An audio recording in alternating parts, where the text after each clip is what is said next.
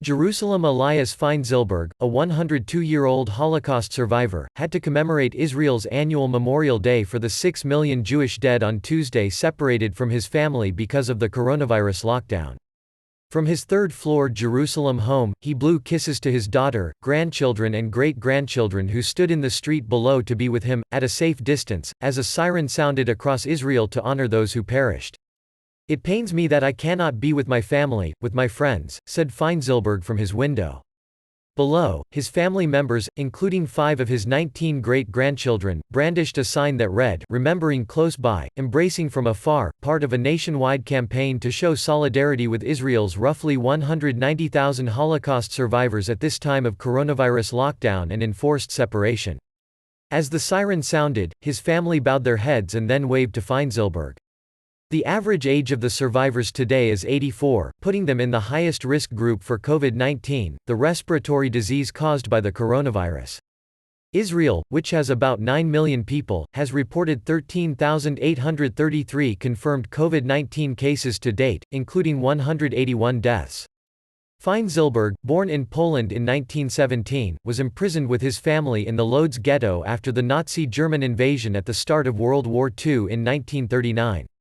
His father perished there and his mother and sisters were murdered at the Chelmno death camp. Feinzilberg was packed aboard a cattle train and sent to Auschwitz-Birkenau, where more than 1 million Jews were murdered. He survived months of forced labor before being marched by the Nazis from one concentration camp to another in the final weeks of the war. He and his wife moved to Israel in 1969 and opened a shoe store. She died in 2008 and Feinzilberg now has a full-time care worker living with him.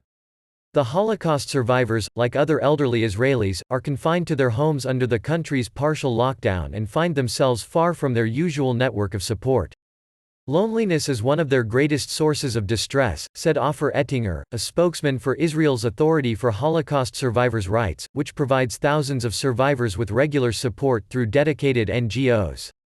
"Every Holocaust Day we see an increase in survivors turning to us for help, but this year, because of the coronavirus isolation, it's different," said Ettinger. "Even a mere word like an LSQUO curfew can bring back painful memories for some," he added, because of its associations with draconian wartime restrictions in the ghettos and camps. "Therapy sessions, led by social workers and psychologists, have been increased since the outbreak," said Ettinger, and are being conducted by phone and video chats. Jenny Brodsky, Feinzilberg's daughter, said her father was dealing with isolation relatively well. "The coronavirus is nothing compared with what he's been through," she said. "The most difficult part for him is knowing that his family are okay, but he has a lot of patience, he is very optimistic. He's a great inspiration to us." This story was refiled to fix typo in number of COVID-19 cases in paragraph 7.